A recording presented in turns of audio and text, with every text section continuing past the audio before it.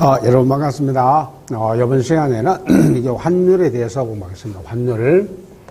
여기서 이제 환율이다. 환율. 그래서 이 환율이란 말은요, 여러분들이 이제 왜 이게 필요하냐면은 합격하시면은 여러분들이 이제 우리가 그 외국에다가 여러분들이 이게 그 EMS라든가 이와 같은 걸 발송할 때에 환율을 계산할 줄 알아야 되죠. 그래서 우리가 이제 SDR을 가지고 하든 미국의 US 달러를 하든 바로 우리가 외국 돈하고 우리나라 돈하고의 교환 비율을 가지고 우리가 이제 보통 바로 얘기한다? 환율이다. 그러면 이제 보세요.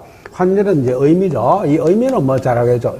환율, 교환 비율이다. 그럼 이거는 환율은 한마디로 해서 외국 화폐 한 단입니다. 그래서 바로 미국의 예를 들어 1달러다. 미국의 1달러다. 우리 돈 예를 들어 1,000원이다. 이게 그 1,000원이라면 1대 1,000이라고 얘기하죠.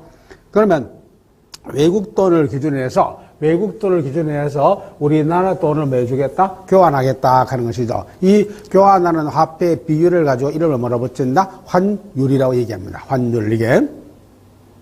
그러면 우리가 이제 이 환율이라 하는 것이 오를 수도 있고 마를 수도 있습니까? 내릴 수도 있죠. 그러면 여러분들이 이제 오르고 내린다. 그럼 여기서 보세요. 우리가 환율에서 봐요. 환율 봐. 상승, 환율 상승. 그 다음에 환율 뭐라고 얘기합니까? 하락 이렇게 표현하죠. 그럼 환율이 오른다, 내린다. 그럼 보세요. 환율이 올라서 그럼 보세요. 봐요. 1달러당 1,000원이 1,100원으로 돼서 1,100원. 그럼 보세요. 1달러, 이 미국 돈 1달러를 우리 돈으로 얼마로? 1,000원으로 바꿔주던 것을 1,100원으로. 그럼 교환 비율이 뭐였다? 올랐다. 그럼 보세요. 교환 비율이 올랐다는 것이 바로 이제 환율 상승입니다. 그럼 뭐죠? 똑같은 미국의 1달러입니다. 1달러를 우리 돈으로 900원으로 바꿔준다. 900원. 그러면 이렇게 환율, 교환 비율이 뭐였다? 내렸다. 이렇게 얘기하죠. 그러면 여기에서 이 말 뜻을 잘 이해해야 됩니다.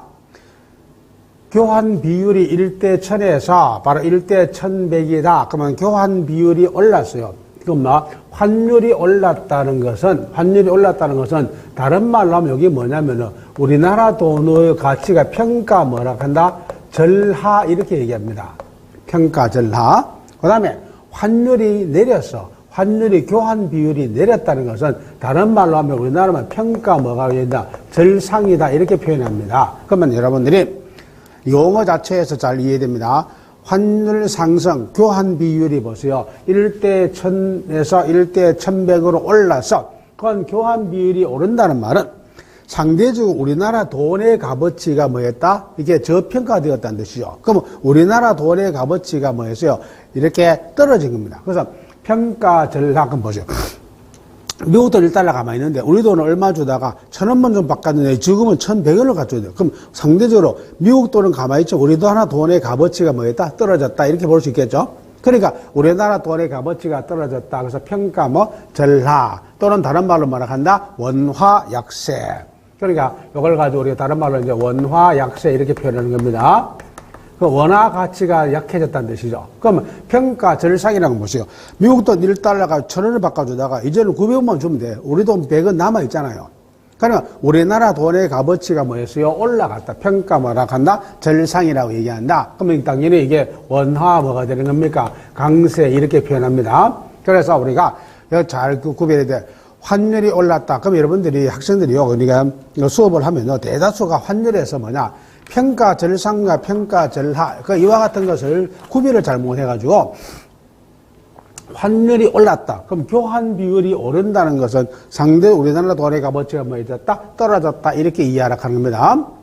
요 말의 의미를 같이 연결해서 같이 이제 이해를 해줘야 되는데, 그럼 보세요. 왜 이렇게 환율이 환율이 오르거나 내리느냐. 그러면 이제 환율이 이제 보세요.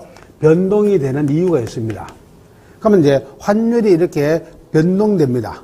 그 환율이 변동되는 것은요, 한마디로 해서 모든 경제학은 똑같습니다. 보세요.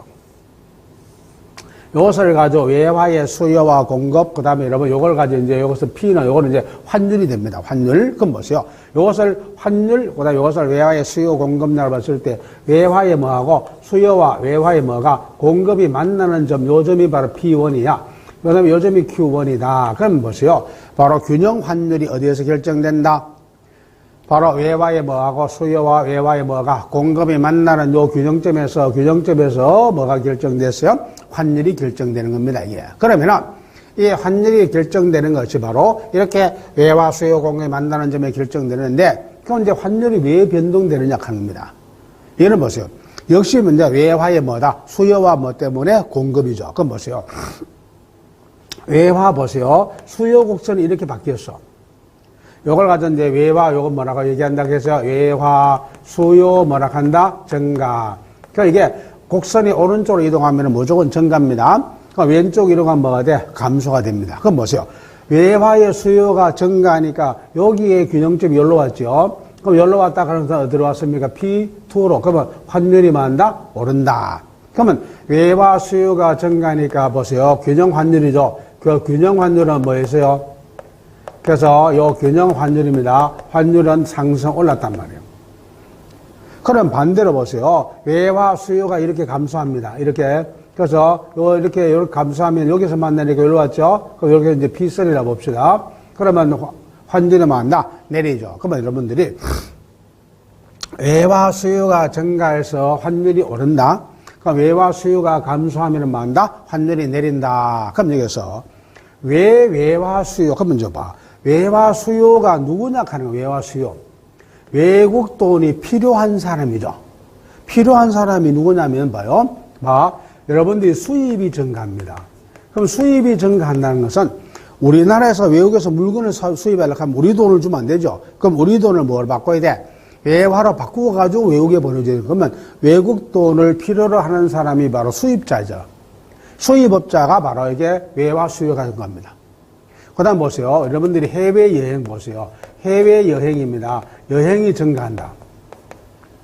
그럼 우리나라 사람들이 해외여행 가려고 하면 우리 돈을 가지고 나가면 안 되죠. 그럼 우리 돈을 외국 돈을 환전해 가지고 가지 않습니까? 그러면 외국 돈의 필요가 뭐죠? 증가하죠. 이게 또는 여러분들이 뭐냐면 보세요. 우리가 바로 해외 유학입니다. 이게 유학이 증가했다. 이런 겁니다. 이런 식으로 바로 외화 수요가 증가하면은 환율이 뭐하고 오르고, 그러면 이제 이것이 반대가 되면은 뭐가 됩니까? 환율은 내리게 되는 겁니다. 이게 똑같습니다. 보세요. 우리가 공급도 마찬가지죠. 봐요. 이것을 가지고 Q, 이것을 가지고 P 환율을 놓고, 그럼 외화의 수요와 뭐가 공급이죠. 공급이 만나는 점에서 P1입니다. 여기에서 Q1이 되죠. 여기에서 바로 모든 균형 환율이 결정됐어요. 그럼 요번에 여기서 보세요. 여기에 열로 와서 그 공급 곡선이 오른쪽으로 수요나 공급이 오른쪽으로 이동하면 증가입니다. 그래서 이걸 가지고 이제 공급 뭐라 하느냐? 바로 외화 공급 증가라고 얘기하죠. 그럼 외화 공급이 증가하니까 여기에서 열로 왔죠. 그러면 여러분이 균형 환율은 뭐였어요? 내렸죠. 그러면 외화 공급이 증가하면은 환율입니다. 그 외화 공급이 증가하면 환율은 뭡니까? 내리죠. 그러면 봐요. 여기 외화 공급이 누구냐 하는 겁니다. 외화 공급자가. 그러면 보세요. 우리나라에다 외화를 공급하는 사람이 바로 이거죠. 수출 증가죠. 그럼 보세요. 수출이 증가했어요. 그럼 수출이 증가했다는 말은 우리나라에서 삼성전자가 반도체를 수출하고 수출 대금으로 뭘 받아와? 외화를 받아오죠. 그럼 우리나라에다가 외화를 공급한단 말이에요. 그러면 수출이 증가하니까 우리나라 공급 증가가 되는 겁니다. 또는 보세요. 바로 외국인 여행자죠. 그래서 외국인 여행자가 증가하는 겁니다. 이렇게 됩니다. 그럼 외국인들이 우리나라 여행 올 때 외화를 들고 와서 우리나라에 와서 우리 돈으로 환전해가 쓰잖아요. 그럼 우리나라에다 뭘 들고 왔나? 외화를 들고 들어요. 외화 공급이 증가하는 겁니다. 예. 또는 여러분들이 우리가 외채를 뭐냐면 외국 돈을 빌려오는 사람, 외채 여러분 도입자입니다. 이게 이런 겁니다. 그러면 결과적으로 바로 이와 같은 현상이 벌어지면 공급이 증가하고 공급이 증가하면 환율은 뭐하고 내리고, 그럼 반대로입니다. 이것이 만약에 이렇게 가서, 그럼 이렇게 가면 뭡니까? 공급 감소가 되죠. 그럼 공급이 감소하니까 환율은 뭐한다? 여기 P3라 봤을 때 환율은 오르죠. 그러니까 결국은 환율이 결정되는 것이, 변동되는 것이 바로 외화 수요가 증가하든지 공급이 증가하든지 아니면 수요가 감소하든지 공급이 감소하든지 이렇게 되면은 요 균형점이 많은 거면 이동되죠. 이렇게 해가지고 바로 여러분들이 이 환율이 자꾸 뭐한다? 변동되는 겁니다. 이게. 그러니까 어떻게 변동되든 간에 결국 뭐가 되는 겁니까? 수요량과 뭐가 만나는 점에서 공급량이 만나는 이 균형점에서 환율이 결정되는 겁니다. 이게. 이것이 우리가 이제 환율에서 가장 기본적인 이제 바로 환율이 변동되고 그 환율이 결정되는 겁니다. 마지막으로. 그래서 수요 공급의 증가 또는 감소함으로써 이게 환율이 변동되더라도 마지막으로 어디에서 결정되더라? 예, 수요량과 공급량이 많은 점에서 균형점에서 모든 것이 결정되더라 하는 겁니다. 이게 이제 바로 환율에서. 그러면 이제 환율에서 환율 제도가 있어요. 이 제도는 두 가지 있습니다. 여기는 고정 환율 제도하고 변동 환율 제도가 있어요. 이 고정 환율 제도란 말은요, 이렇게 시장 원리에 따라서 환율이 왔다 갔다 하는 것을 그냥 이렇게 맡기지 않고 중앙정부가 정하는 거야. 그래서 1달러당 뭐, 예를 들어 1,000원이면 1,000원을 딱 고정시키는 것을 가지고 고정 환율 제도라 얘기하고, 이렇게 시장의 원리에 따라서 자유롭게 왔다 갔다 할 수 있도록 만들어주는 이것을 가지고 뭐라고 얘기한다? 바로 변동 환율 제도라고 한다 합니다. 그래서 고정 환율 제도하고 변동 환율 제도가 있는데 현재 우리나라입니다. 현재 여러분들이 우리나라는 뭐다? 우리나라는 바로 변동 환율 제도를 하고 있습니다. 예. 그래서 바로 변동 환율 제도를 현재 우리나라 하고 있는데 이 시장에 따라서 이제 바뀐다 그런 거 여러분들이 보세요. 은행에 볼일에서 가보세요. 은행에 가면은 그 전광판이 있죠? 그 전광판에 가면요. 미국의 달러와 일본의 엔화, 유로와 이렇게 해가지고 여러분 주요 화폐에 대해서 현재 교환 비율이 이렇게 전광판에 딱 돼 있습니다. 여러분들 가만 보고 계세요 보세요. 이게 고정되어 있을 때가 계속 변합니까? 변하죠. 이게 바로 뭐 시중에서 그날 또 수요 공급에 따라서 달러화를 사러 온 사람이 많아. 그 사러 온 사람이 많으면 수요가 증가한 겁니다. 그럼 환율이 많다? 오르는 겁니다. 그럼 달러를 팔러 온 사람이 많은 거예요, 이게. 그러면 환율이 많다 하는 겁니다. 내린다 하는 겁니다. 이런 식으로 이제 바로 시장에 맡기는 것인데, 변동 환율 제도도 장점과 단점이 있고, 고정 환율 제도도 장점과 단점이 있어요. 이게 변동 환율 제도의 가장 큰 장점은요, 시장에 이렇게 맡겨두면 정부가 개입할 필요가 없다 하는 거예요. 이게 그 개입할 필요가 없이 자동적으로 수출과 수입의 정감을 계속 가져와서 이게 균형 환율을 만들어내고 그다음 국제 수지를 균형시켜 준다 그런 거예요. 그런데 이제 바로 단점이 뭐냐면요. 장기적으로 봤을 때 환율이 이게 오를 수도 있고 내릴 수 있는 겁니다. 그러면 오를 수도 있고 내릴 수도 있다 하는 것은요. 결과적으로 장기적인 어떤 수출입 계획이라든가 기업들이 그런 계획을 수립하기 상당히 좀 어렵습니다. 고정 환율은 딱 정해져 있으니까 예측이 딱 가능하잖아요. 그래서 실제로 여러분들이 그 기업들 중에서 상당수 많은 수출 기업들이요. 물건을 수출해서 이 환리스크라고 얘기합니다. 환 관리를 잘못한 거야. 그러면 예를 들어 수출 대우를 받아왔는 달러를 지금 교환할 것인지, 한 달 후에 교환할 것인지, 1년 후에 교환할 것인지를 판단해야 됩니다. 이게 이제 환율이 올랐을 때 유리할 수도 있고 내렸을 때 유리할 수 있습니다. 무조건 오르나 유리한 게 아니야. 오르면 오르는 대로 유리한 척이 있는 반면에 내리면 내린 척에서 유리한 척이 따로 있습니다. 그러다 보니까 그 환리스크를 잘못 관리해가지고. 예를 들어 삼성전자 이런 경우는요, 1년에 한 달에 여러분들이 수출을 되는 것이 몇백억이란 말이야. 그게 환율이요. 1원 오르고 100억이라 생각해요. 100억 불 하면 1원 오르면 100억입니다. 100억. 지금 교환할 것을 내일 아침에 교환하기로 해서. 그럼 오늘 교환하면은 1,000원에서 내일 교환하면 1,100원 됩니다. 그럼 100억 불이면요, 얼마냐? 1,000억입니다. 1,000억이. 돈이 이렇게 엄청나게 많이 왔다 갔다 한단 말이야. 환율 1달러에 이런 10원 변동됨으로써. 그래서 이게 사실은 이제 변동환율 제도를 하면요, 그런 장기 계획을 수립하기 좀 어렵다 하는 거야. 그러니까 어느 것이 좋다, 나쁘다 이렇게 얘기하기는 힘듭니다. 예? 그러나 하여튼 우리나라는 현재 변동환율 제도를 채택하고 있고, 그 다음에 이제 특히 이제 변동환율 제도 하에서는요, 잘못하면은 환율이 하락했을 때입니다. 한머니로 얘기합니다.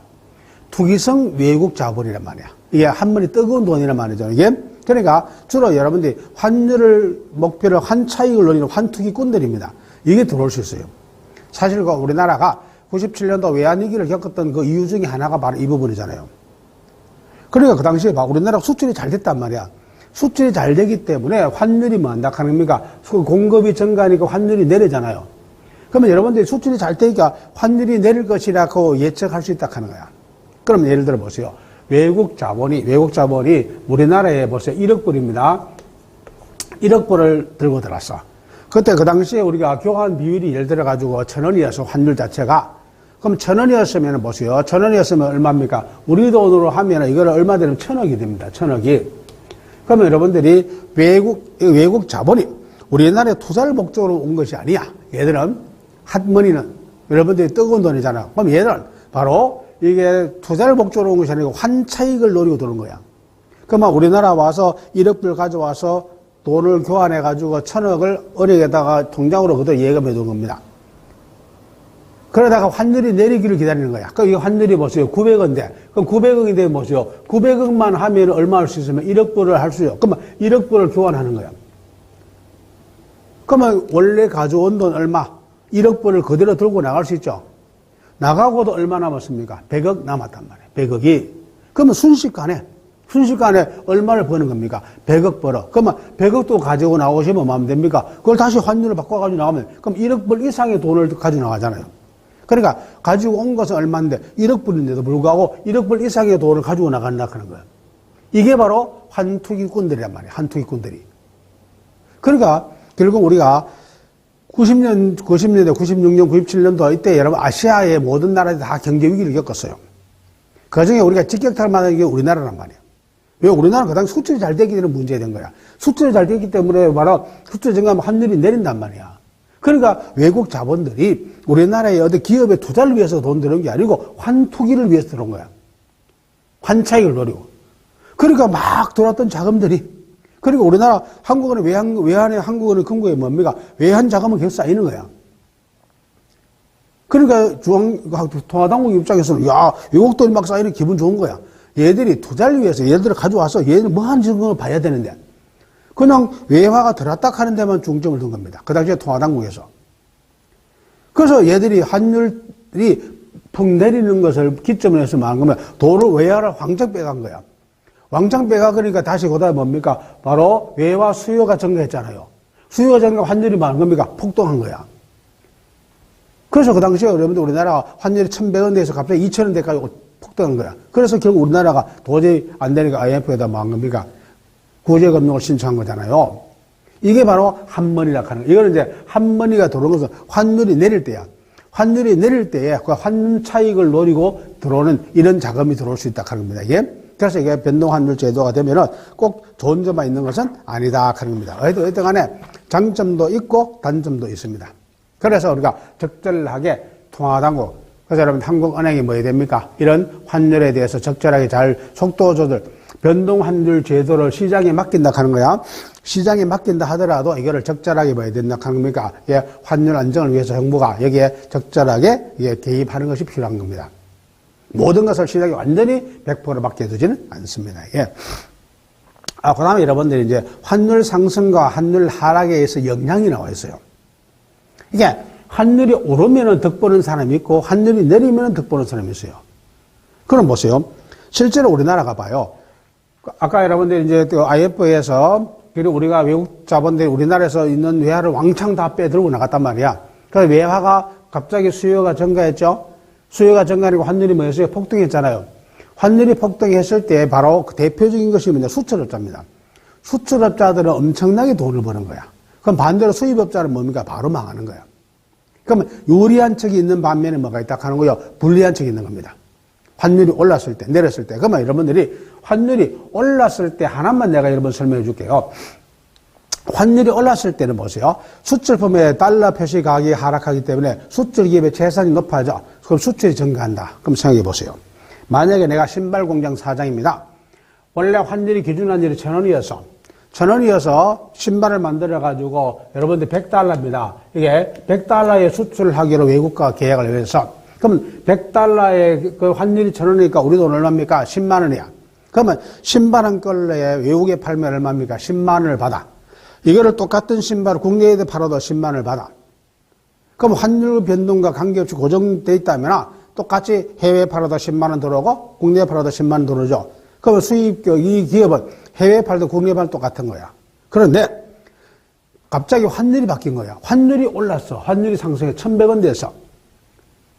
그럼 보세요. 국내에 파는 신발은 환율에 관계없잖아요. 맹 10만 원 받는 거야. 해외에 팔면 얼마 들어와요? 11만 원이 들어오죠. 1,100원 됐으니까. 수출 대금은 100달러야. 수출 대금은 100달러로 동일한데도 불구하고 환전하니까 우리돈 얼마 들습니까? 11만 원 들어오는 거야. 그러면 기업 입장에서는 보세요. 그냥 가만히 앉아서 얼마 더 벌었어요? 10,000원 더 벌었죠. 바로 수출 기업의 생산성이 높아진다 하는 거야. 그러니까 여러분들 신발 공장 사장이라고 생각해 보세요. 국내에 팔고 싶겠어요? 외국에 팔고 싶겠어요? 외국에 팔고 싶겠죠? 국내에 팔면 10만 원이고 외국에 팔면 11만 원인데, 예. 그래서 수출 기업이 유리해지는 거야. 그래서 환율이 오르면 수출 기업은 유리해집니다. 그럼 반대됩니다. 수입 기업은 반대되는 손해가 돼요. 만약에 원유를 수입하는 보세요. 정유회사 입장에 봐. 똑같이 원유를 100달러에 수입이 오는 겁니다. 그러면 처음에 환율이 1,000원일 때는 우리 돈을 얼마만 주면 10만 원 주면은 환전이 됐죠. 그럼 수입 가격이 10만 원이라는 뜻이야. 그러다 환율이 11달러, 1,100원으로 바뀌었어. 그러면 100달러 수입하더라도 얼마 됩니까? 결국 뭐냐면 이게 11만 원으로 수입하는 거예요. 그러면 수입 가격이 올랐죠. 오르면 국내 판매값을 올려야 돼, 내려야 돼? 올려야 돼. 그러면 국내 판매 가격이 올리면은 국내에서 판매량이 늘어납니까? 줄어듭니까? 줄어들잖아요. 값이 오르니까. 그럼 기름값이 오를 수밖에 없는 거야. 국제 유가는 똑같이 100달러를 하더라도 우리나라에서 환율이 올랐기 때문에 국내의 기름값이 오르는 거야. 그래서 우리나라 국내의 원유차가 우리나라에 나지 않는 이런 경우에는 국제 유가도 오르면은 국내 유가도 오릅니다. 국제 유가는 내리는데도 불구하고 거꾸로 오를 수도 있어요. 뭐가? 환율이 오르면. 그러니까 국제 기름값하고 관계없이 우리나라에서 환율이 올라버리면 국내 수입 가격이 올라버린 거예요. 그래서 수입업자는 유리하다, 불리하다? 불리합니다. 예? 그래서 결국 환율이 오르면 수출업자는 유리한 사람, 수입업자는 불리한 사람이에요. 그럼 수출이 늘고 수입은 줄어. 그러니까 당연히 뭡니까? 국제 수지는 좋아집니다. 그 대신에 외화가 우리나라 수출이 많이 들어오니까 외화가 우리나라 많이 들어온단 말이야. 그러면은 국내 통화량을 증가시킵니다. 그럼 쉽게 말해서 만약에 삼성전자가 반도체를 만약에 1억 불 수출하면은 우리가 1억 불을 받아와서 이걸 우리 돈으로 환전한단 말이야. 그럼 한국은행 금고로 뭐가 들어가느냐? 외화가 1억 불 들어가. 우리 돈으로 환율이 1,000원에 가면 1,000억을 풀어줘 있는 거야. 그러니까 수출이 늘기 때문에 우리나라 외화가 많이 들어오고, 외화가 많이 들어온다는 것은 한국은행 금고로 외화가 많이 쌓여. 그럼 외화가 쌓인다는 것은 시중에 우리나라 돈이 풀린다 하는 겁니다. 그래서 국내 통화량이 증가해. 국내 통화량이 증가하니까 뭐요? 물가가 오른다 하는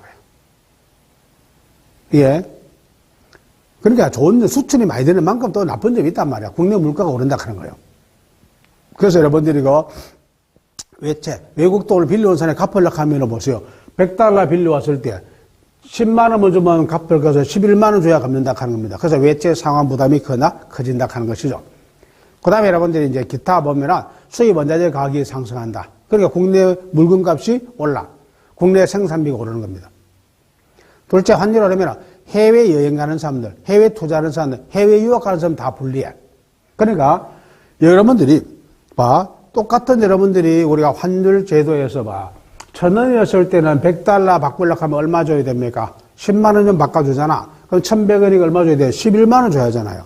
그러니까 여러분 해외여행 가기 위해서, 해외 투자하기 위해서, 해외 유학 가기 위해서는 유리하다, 불리하다? 불리할 수밖에 없는 겁니다. 예? 그럼 반대로입니다. 외국인들이 우리나라 들어올 때 유리합니다. 환율이 오르면. 그러면 100달러를 가지고 들어왔을 때 10만 원 바꿔주고서 얼마 바꿔줘? 우리나라 돈으로 11만 원 바꿔주잖아. 그럼 우리나라에서 와서 쓸 돈이 늘어나죠. 그래서 외국인 관광객이라든가 외국인 유학자는 유리하지만 환율이 오르면 우리나라 사람들이 외국에 여행을 가거나 외국에 유학 가거나 해외 투자를 하거나 이런 경우는 뭐하다? 불리하게 되는 것이죠, 이게. 이것이 바로 우리가 환율이 올랐을 때 영향입니다. 그럼 환율이 내리면 마음 된다? 반대로 이해하시면 됩니다, 이게. 이것이 이제 환율이죠. 그 다음 이제 여러분들이 뭐냐? 이게 주가가 나왔습니다. 주가.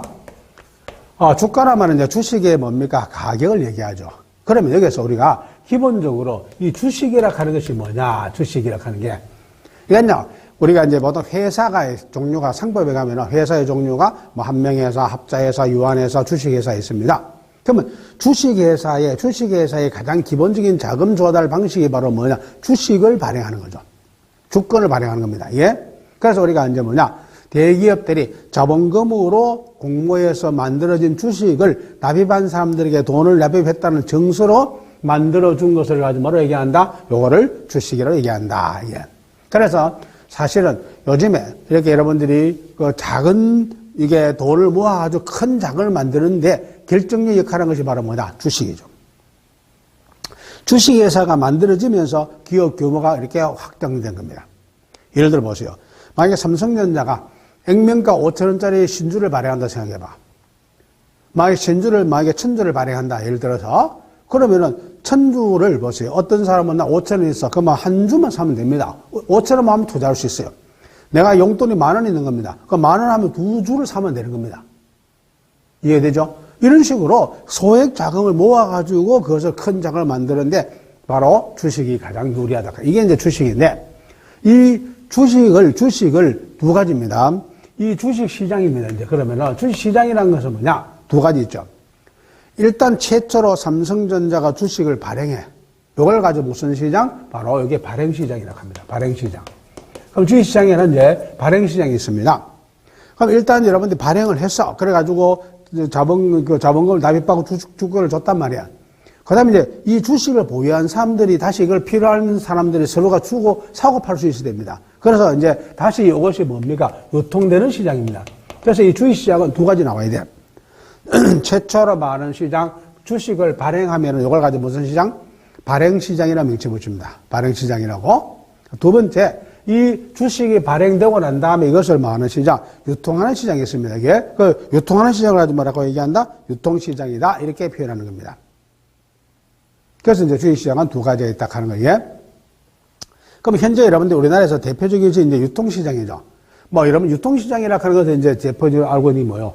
뭐 코스피 시장이라든가 뭐 코스닥 시장이라든가 들어봤죠? 이런 시장을 가지고 뭐라고 얘기한다? 유통시장이다. 또 여기는 뭐 장내 시장도 있지만 뭐도 있습니까? 장외 시장도 있습니다. 장외 시장. 그래서 우리가 바로 요 유통시장에는 크게 장내 시장입니다. 장내 시장과 뭐가 있다? 장외 시장이 있습니다. 장외 시장이. 그런데 장내 시장이라는 것은 뭐냐? 이거는 바로 거래소가 만들어지고 거래소를 통해서 모든 걸 집중화되어 가지고 표준화된 양식으로 뭐 하는 겁니까? 거래가 이루어지는 것을 가지고 무슨 시장? 이것을 가지고 바로 장내 시장이라고 얘기합니다. 이게 장내 시장. 그래서 여기는 이제 아까 얘기했던 뭐냐면 유가증권 시장이라든가 코스닥 시장이라든가 뭐 이런 이름이 붙으면 이건 뭐고 이게 장내 시장입니다. 근데 장외 시장이라는 것은요, 이거는 여러분들이 뭐냐면은 우리가 보통 이제 개인대 고객대 고객끼리도 할 수도 있고 브로커를 통해서 고객과 할 수도 있고 브로커와 브로커를 할 수도 있습니다. 그런데 요 시장은 이제 다시 뒤에서 한 번 더 나오겠지만 장외 시장은 이거는 뭐 불법 시장이 아닙니다. 그러니까 모든 것을 표준화된 양식에 따라서 집중화된 어떤 이게 한 장소에서 모든 매매책이 이루어지는 이런 장내 시장도 물론 필요하지만은 이게 바로 여러분 장외 시장도 그런 시장이 아닌 곳에서도 이루어질 수 있는 그런 것이 많기 때문에 이거는 인정해 주는 겁니다. 그래서 장외 시장이라 해가지고 무조건 뭐 나쁜 시장이다 이렇게 여러분 이해할 필요는 없습니다. 그러면 우리나라에서 채권이라든가 외환이라든가 이런 것은 전부 다 장외 시장에서 거래됩니다. 이게. 그 다음 우리가 이제 주가 지수하고 경기 변동이라는 말이 나왔습니다. 그럼 여기서 봐요. 우리가 이 주가 지수입니다. 주가 지수와 경기 변동 이렇게 돼 있죠. 요거는 뭐냐면 뭐예요? 우리가 이제 주가 지수입니다. 요거는 뭐냐? 주가 지수는요, 사실 주식 가격이 오르기도 하고 뭐합니다. 내리기도 합니다. 그럼 쉽게 말해서 삼성전자의 영업 실적이 막 좋다는 뉴스가 나옵니다. 뉴스가 나오면은 뭐예요? 주가가 오르죠. 그럼 이제 여기에 지수라고 표현된 것은요, 기준시에 뭐하고 비교시에 뭐하고를 비교한 것을 가지고 무슨 지수라고 합니다. 물가지수 하면은 기준시의 물가수준분에 비교시의 물가수준 곱하기 100을 하면은 뭐가 되고 바로 물가지수가 되듯이 여기에 주가지수도 마찬가지입니다. 기준시에 여러분들이 시가총액하고 비교시의 시가총액을 해가지고 그럼 이거는 보세요. 기준시입니다. 기준시의 주가 수준입니다. 비교시의 뭡니까? 주가 수준입니다. 이걸 해가지고 곱하기 100을 하면 뭐가 됩니까? 주가 지수가 되는 겁니다. 그러면 기준시의 주가 총액. 현재 우리나라 요 기준시입니다. 요거는 1980년입니다. 80년 1월 4일 기준이에요. 요게 100이야, 요게 100. 그러면 1980년 1월 4일 그 당시에는 이때 원래 1, 2, 3일이 공휴일이어서 그래서 이제 바로 주식 개장이 1월 4일 날 했어요. 요즘은 뭐 1월 1일 날만 뭡니까 공휴일이지만은 그 당시에는 1, 2, 3일이 다 공휴일이었어요. 그러다 보니까 이제 1월 4일이 기준입니다. 그래서 80년 1월 4일의 기준 요 주가를 100으로 한 겁니다. 100으로 해가지고 비교시, 그럼 예를 들어 2019년 가면 2019년도 현재 시가 총액을 계산합니다. 그럼 예를 들어가지고 오늘 저녁 뉴스에서 만약에 코스피 지수가 2100이다. 이런 뉴스가 나옵니다. 그럼 코스피 주가 지수가 2100이라고 이렇게 나오면은 80년대에 비해서 얼마, 주식 가격이 전체 시가 총액이 얼마? 21배 늘었다고 보면 됩니다. 21배. 요게 기준이 100을 기준해가지고 2100이니까 21배가 늘었다는 뜻입니다. 이렇게 이해하면 됩니다. 이것이 바로 우리가 주가 지수가 된. 그러면 여기에서 우리가 이와 같은 주가 지수가 왜 이렇게 왔다 갔다. 그럼 여러분들이 뭐 오늘 주가 지수가 떨어졌다, 올랐다 이렇게 뉴스가 계속 나오잖아요. 그럼 이게 주가 지수가 왜 이게 변동되느냐? 이거는요, 경기하고 상당히 영향을 받죠. 그러면 여러분 투자자를 생각해 보세요. 만약에 시중에 주가 지수가 삼성전자가 영업 실적이 막 좋다는 뉴스가 나옵니다. 그럼 여러분들 뭐 하겠어요? 그 주식을 막 사고 싶어야 할 거 아니에요. 그렇죠? 그러니까 당연히 뭡니까? 주가 지수는 오른단 말이에요. 그러면 그 주식 시장에 투자를 많이 하느냐, 투자자들이 빠져나가지고 다른 쪽으로 가느냐에 따라서 당연히 뭡니까? 주가 지수는 변동될 수밖에 없다 하는 겁니다, 이게. 그래서 우리가 경기 변동은 바로 뭐를 보면 주가 지수를 보면 알 수 있다. 그러니까 주가 지수가 떨어진다는 것은 경기가 뭐다? 나쁘다는 뜻이고, 주가 지수가 계속 오른다 하는 것은 경기가 뭐다? 좋아진다는 것을 의미하고 있다는 뜻입니다, 이게. 이것이 바로 주가 지수하고 경기 변동과의 직접적인 관계입니다. 그럼 현재 우리나라 같은 경우는 바로 이 주가 지수를 나타내고 있는 것이 대표는 뭡니까? 뭐 코스피 지수라든가 코스피 여러분들이 뭐 200 지수. 이거는 우리나라 200개 대표적인 기업을 중심으로 한 것을 따진 것이죠. 뭐 코스닥 지수라든가 이런 여러 가지를 이제 지수를 계산해가지고 매일매일 뭐 하고 있습니까? 뉴스에서 발표하고 있지 않습니까? 이게 또 외국에도 여러분들 뭐 다우존스 지수라든가 이런 거 외국에서도 또 여러분들 뭐 일본에 뭡니까? 니케이 지수라든가 이런 뉴스에 나오잖아요. 이런 것이 이제 각 나라의 기준시의 주가 총액과 비교시의 뭡니까? 주가 총액을 나누는데 이 기준시를 이제 언제를 잡느냐에 따라서 이제 지수가 계산되는 것이죠. 이게. 이건 여러분들이 그 우리나라의 뭐 또는 주요 국가의 주가 지수에 대해서 여러분들이 뭐 이렇게 뉴스에서 많이 들어봤기 때문에 아실 거고, 그 다음에 이제 거래량과 거래 금액이 나오죠.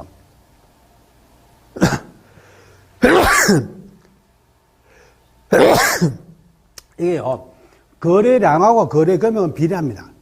결국 뭐냐면 주식의 경기가 좋다고 생각되면 뭡니까? 거래량도 늘죠. 거래량이 는다는 것은 거래 금액도 많다 하는 겁니까? 증가할 수밖에 없다 하는 거야. 그러니까 총 거래량이 많으면은 거래 금액도 증가하고, 거래량이 줄면은 뭐요? 거래 금액도 줄 수밖에 없다 하는 거야. 이건 결국 우리가 경기가 좋다고 판단되면은 거래량도 늘고 거래 금액도 증가할 것이고, 경기가 나쁘다고 생각되는 사람들은 뭡니까? 주식시장에 빠져나가잖아요. 그러니까 당연히 거래량도 줄고 거래 금액도 줄어들 수밖에 없습니다. 이것이 이제 주식과 관련된 내용이에요. 주식에. 물론 여러분들이 주식의 종류라든가 이와 같은 내용은 다시 이제 뒤에 가면 별도로 설명되어 있어요. 이 자료를 만든 사람들이 한목에 주식대로 이렇게 몰고 이렇게 해가지고 설명해 줬으면 여러분들이 공부하는 데 좀 도움이 되는데, 이 자료를 제시하는 사람들이 뭐 여기 찔끔, 저기 찔끔, 여기 찔끔 이렇게 막 전부 설명해 놨어요. 그러니까 이걸 여러분들이 어쩔 수 없이 이제 그쪽에 가서 다시 연결되기 때문에 여기서는 여기까지만 설명을 드리겠습니다. 예. 그 다음에 여러분들이 뭐냐면요, 이 금융시장이라고 되어 있죠. 이 금융시장에 대해서 설명해 나왔습니다. 그럼 여기서 이 금융시장에서 여러분들이 이제 이해를 해야 되는 부분이 뭐냐. 앞에서 여러분 배웠습니다. 이 금융시장은 가장 기본적으로 금융시장의 주체가 가계, 기업, 정부, 그 다음에 금융기관이라고 했어요. 그러면 가계, 기업, 정부는 금융의 직접적인 수요자와 공급자고, 금융기관은 이를 뭐 해주는 겁니까? 중개해주는 역할을 하는 것이 바로 이제 금융기관이라고 했어요. 그럼 여기서 이 금융시장이라는 것은 결국은 금융이 거래되는 곳을 금융시장. 그러니까 추상적 시장 플러스 구체적 시장. 그러니까 여러분들이 예를 들어가지고 무슨 은행 무슨 지점 여기에 가면은 구체적 시장이죠. 그 다음에 내가 앞에서 한번 얘기했어요. 길거리에서도 돈 빌릴 수 있어. 그럼 길거리가 뭐야? 금융시장이 된다 했어요. 교실에서 돈 빌릴 수 있다 했어요. 교실이 뭐냐? 금융시장이라고 얘기했죠. 그러니까 당연히 이것은 뭐냐? 추상적 시장까지 다 포함하는데, 그럼 이 금융시장에서 여러분들 여기에요. 내부 자금하고 외부 자금이란 말이 나왔습니다. 그러면 이게 내부 자금하고 외부 자금이 나오는데 여기서 이제 차이가 뭐냐면은 내부 자금은요, 기업 내에 있는 돈을 활용하는 겁니다. 그럼 기업 내의 돈이 뭐냐면은 바로 기업에 이익금이 있어요. 이익금을 적립해 놨어요. 그럼 뭐, 기업에 이익금이 있을 때 이익금을 적립해 놨을 때 그 이익금을 가지고 활용할 수 있습니다. 그 다음에 또 기업에서 뭐냐면 감가 뭘 하냐면 상각입니다. 상각충당금이라고 하는 게 있어요. 이거 무슨 냐면은 감가상각충당이라는 말이 이거예요. 예를 들어가지고 보세요.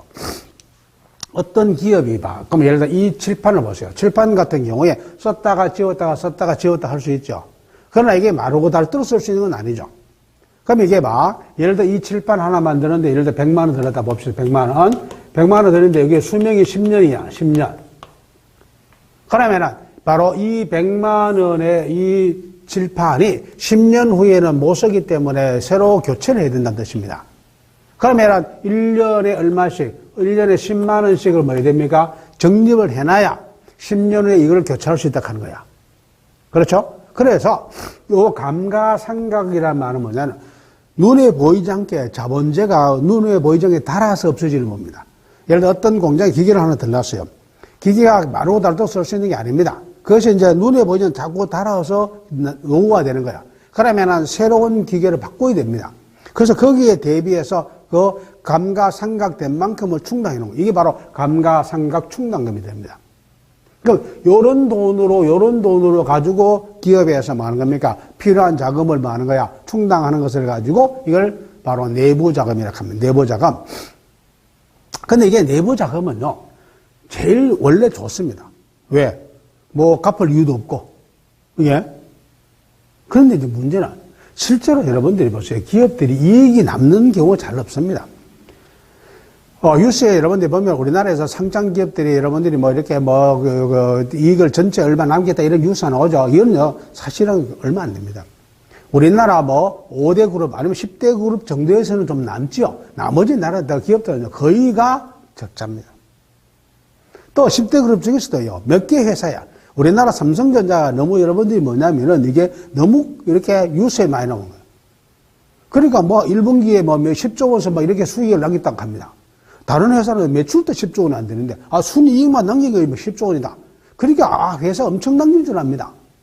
아니란 말이에요. 그 몇 개 회사만 그렇습니다. 그러니까 이익을 남길 수도 거의 없어요. 그 다음에 이렇게 이익 남겼는데 감가상각충당금도 그 적립을 해놔야 되는데 적립도 못 한단 말이에요. 이게 이 남은 게 있어야 뭐 해야지. 그래서 사실은 제일 좋거는 맞아. 내부 자금으로 충당하면 제일 좋은데 이게 사실은 내부 자금 이익금이 생겼다 해가지고 필요한 거. 새로운 기업이었다면 1조 원을 투자하려고 하는데 이익금이 남은 것은 1,000억밖에 없다. 그럼 1조 원 투자하는 돈은 모자란단 말이에요.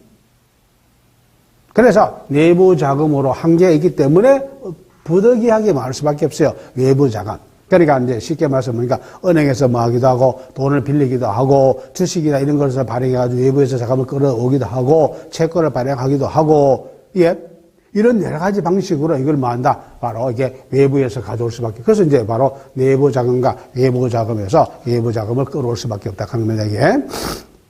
그 다음에 여러분들이 보면은 바로 직접 금융하고 간접 금융이 나와 있죠. 이거는 앞에서 한번 설명이 나왔잖아요. 이게 바로 가계, 기업, 정부, 뭐냐면은, 외화에 필요하는 사람들입니다. 그래서 필요 주체가 많은 거야. 이거를 직접적으로 거래하면 뭐고? 직접 금융. 여기에 금융 이한이 중개를 해주면 뭐라 했어요? 간접 금융이다. 이건 뭐 여러분들이 잘 알고 있는 내용입니다. 제가 추가 설명을 하지 않겠습니다. 그 다음 우리가 이제 금융시장의 기능이라 하게 나왔어요. 이게. 그럼 이제 금융시장의 그 기능인데, 이거는 여러분들이 좀 잘 기억해 주기 바랍니다. 그래서 이 금융시장의 기능에는, 잘 이해해야 됩니다. 여기는 첫째 여러분들이 자원 배분 기능 되어 있죠. 이거는 이제 자원 배분입니다. 배분을 하는 기능이다. 그럼 자원 배분 기능이란 말이 이거예요. 내가 예를 들어 돈이 이제 빌려줄 돈이 1억이 있습니다. 1억을 누구한테 빌려줄 것이냐 하는 겁니다. 그럼 잘 판단의 결정이 되죠. 그러면 아무래도 가장 효율적으로 자금을 사용할 수 있는 사람이 빌려주고 싶겠죠. 또 두 번째 뭐냐, 이 사람이 결과적으로 나한테 빌려간 돈을 가지고 떼먹지 않고 이자도 갚고 원금도 꼬박꼬박 잘 갚을 사람입니까? 그 사람에게 빌려주고 싶겠죠. 그러면 생산성이라도 이런 여러 가지를 계산해가지고 가장 투자 수익성이 높으면서도 안정성을 가지고 있는 사람에게 뭐냐, 투자를 한다 하는 거야. 바로 이와 같은 투자 수익성이라든가 이런 것을 높은 기업에다가 맞춰준다. 그러면 똑같은 돈을 나한테 빌려왔어요. 삼성전자가 빌려왔고, 그 다음에 여러분들이 뭐 이렇게 내일 망할지도 모르는 회사가 나한테 돈 빌려왔을 때 여러분 누구한테 빌려주겠습니까? 당연히 삼성전자에 빌려줄 거 아니에요. 이게 투자 수익성이 높을 것이라고 예상되기 때문이다. 그래서 바로 금융이라는 자원입니다. 금융이라는 자원을 가장 효율적인 부분으로 말하는 겁니까? 이렇게 흘러가도록 만들어주는 것이죠. 이걸 가지고 무슨 기능? 자원 배분 기능. 두 번째 금융시장은요, 바로 소비자입니다. 이게 소비자 효용이죠. 효용을 뭐 해준다? 정진하는 기능이 있어요. 소비자 효용 정진이다 하는 게 이게 뭐냐면 이겁니다. 예를 들어 내가 금융시장이 있다 보니까 다양한 상품이 이제 금융상에는 투자 상품이 여러 개 있습니다. 그러면 결국 보세요. 내가 보세요. 현재 여러분들이 뭐냐면은 어떤 주식에 투자하고 싶은 사람도 있을 것이고, 채권에 투자하고 싶은 사람도 있을 것이고, 예금에 투자하고 싶은 사람도 있을 것이란 말이야. 그러면 자기한테 가장 맞는, 그래서 소비자 부분에서 소비자들이 자기한테 가장 맞는 곳에다 말할 수 있도록, 만족을 얻을 수 있도록 해주기 위해서 이게 다양한 상품이 공급되어 있단 말이야. 금융상품으로. 그래서 이게 소비자들에게 뭡니까? 이게 자기가 현재 가지고 있는 돈을 적절한 거 투자하고 난 다음에 그 필요한 시기에 내가 말할 수 있도록 소비할 수 있도록 그런 효용을 정진시켜주는 기능을 하고 있는 겁니다. 이걸 가지고 소비자 효용 뭐라 한다? 정진 기능이다. 이렇게 표현합니다. 그 다음에 우리가 이제 뭐냐? 위험 분산 기능이죠. 위험 분산 기능이다. 이거는 뭐냐면요. 결국 우리가 투자라 하는 것은 항상 리스크를 가지고 있습니다. 예를 들어 보세요. 내가 은행 예금하더라도 우리가 보통 이제 금융에서 상당히 안전한 자산이라고 하는 게 예금입니다. 그런데 내가 어느 은행에다 예금했는데 은행 망할 수 있어요? 있잖아요. 그러니까 항상 어떤 투자를 하더라도 위험은 리스크는 따라옵니다. 그 리스크를 감안하고 그다음 투자를 하는 거잖아요. 예? 그러면 결국은 뭐냐면은 바로 얘가 금융 상품이 종류가 여러 개 있다 하는 거야. 그래서 우리가 여러 상품에다가 우리가 포트폴리오라고 하죠. 우리가 보통 이제 금융 투자에서요, 그런 얘기 합니다. 그래서 계란은 한 방울에 담지 마라. 한 방울에 계란을 많이 담으면 계란이 깨진다 하는 거야. 그러니까 어느 한 종목에다 시기만 몰빵하지 마라 하는 거야. 분산 투자하라는 뜻입니다.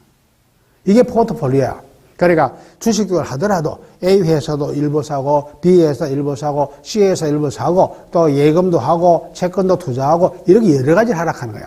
이렇게 골고루 하다 보면은 한쪽에서 조금 손해가 나더라도 한쪽에서 또 보면 이익금이 나고, 이렇게 해가지고 수익을 맞춰낼 수 있다 그래요. 그래서 그 위험을 이렇게 분산시키는 기능입니다. 그래서 금융시장은 여러 개의 상품을 갖고 있기 때문에 다양한 상품에서 내가 분산 투자함으로써 이렇게 위험을 뭐 하는 겁니까? 분산할 수가 있어요. 특히 여러분들이 이제 파생 상품이 있어요. 뭐 여러분 선물이라든가 이런 옵션이라든가 이런 파생 상품은요, 그야말로 위험을 상대방이 떠넘긴 거야. 이런 돈 먹기입니다. 내가 벌면 완전히 다 상대방 뭐 하는 거야? 망하는 거야. 그래서 이거를 서로가 위험을 상대방에게 뭐 하는 겁니까? 전가시키는 거예요, 이게. 이런 걸 통해 가지고 위험을 만다 분산시키는 기능을 하고 있습니다. 예.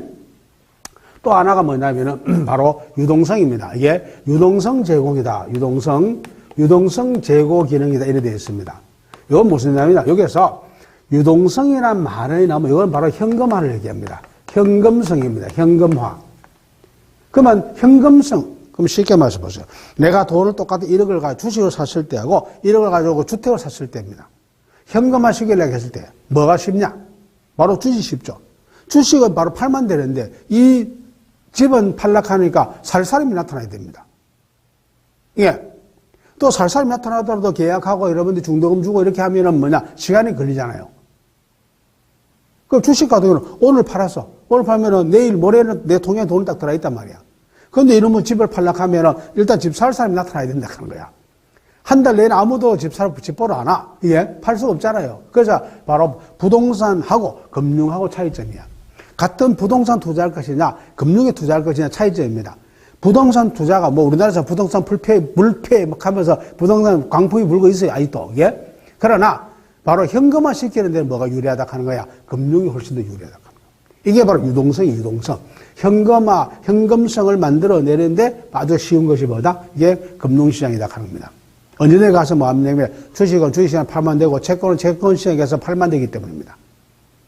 이게 바로 유동성 제고 기능입니다. 예. 그 다음에 여러분들이 뭐냐면은 바로 정보 수집이죠. 이 정보 수집의 수집 비용입니다. 비용과 시간을 뭐한다? 요거를 절약할 수 있어요. 예를 들어 보세요. 내가 돈이 1억이 있어요. 이걸 이제 누구한테 빌려줘야 되겠어.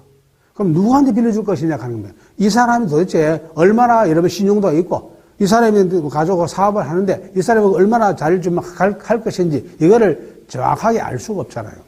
여러분들이 금융기관에 가면, 금융시장 금융기관에 가면요. A, B, C, D 가서 여러분들이 다 뭐가 되어 있습니까? 거기에 여러분들이 그 은행에 예금만 딱 하면 그 고객이 딱 되면 그 사람에 대해서 뭐가 나와? 리스트가 딱 나와. 아, 이 사람은 지금 현재 예금고가 얼마 있고, 부채가 얼마 있고, 이 사람은 연체를 얼마 했고, 이런 거 다 나온단 말이야. 그러면 결국 뭐죠? 바로 여러분들이 돈을 빌려줄 사람이나 돈을 빌려갈 사람입니다. 그런 사람들의 정보가 어디에 있다 하는 거야? 금융기관에 가면 다 있다 하는 거야. 내가 개인적으로 이걸 한다는 것은 거의 불가능할 수도 있습니다. 예. 그러나 금융시장이기 때문에 거기에서 이미 다 해놨어. 그러면 거기에 딱 보면은, 이 사람 신용도가 어떻고, 이 기업은 지금 재무제표상에서, 수익이 얼마나 하고 있고, 이 회사는 지금 현재 매년 적자 얼마나 내고 있고, 이런 게 재무제표에서 다 나온단 말이야. 그래서 그런 정보를 쉽게 금융시장에서 얻을 수 있다 하는 거야, 이게. 그래서 바로 이런 정보를 얻는데, 바로 비용이라든가 시간을 뭐 해줄 수 있다 하는 겁니까? 절약해 줄 수가 있다 하는 겁니다, 이게. 그 다음 여러분들이 이제 뭐냐면 시장 규율 기능이 되겠죠. 시장 규율. 이거는 뭐냐면요. 바로 이제 여러분들 아마 뉴스에 많이 M&A라고 들어봤죠? 바로 인수합병이다. 그럼 무슨 A 회사가 B 회사를 인수합병한다는 뉴스가 나왔어요. 뉴스가 나왔을 때에 시장에서 어떻게 받아들이냐 하는 겁니다. 만약에 이거를 인수합병해가지고 이 회사가 시너지 효과가 나온다고 생각해 보세요. 그러면 그 관련 회사의 주가는 막 올라갑니다. 그런데 이 두 개 회사가 이게 생뚱맞게 도대체 왜 합병하는지 인수하는지 이해가 안 된다. 시장에서 차가운 반응이 납니다. 그러면 그 회사가 결국 뭐냐면은 이 회사를 인수하면서 오히려 결국 인수 자금 투자하고 그래서 원래 회사도 위기에 처해질 수도 있다. 그런 위기감을 느낄 수 있어요. 그러면은 그 회사의 주식을 갖고 있는 사람들은 빨리 인수합병하기 전에 빨리 하는 거야. 주식을 처분하려고 하는 거야. 그럼 주식 가격이 막 내린다 하는 겁니다.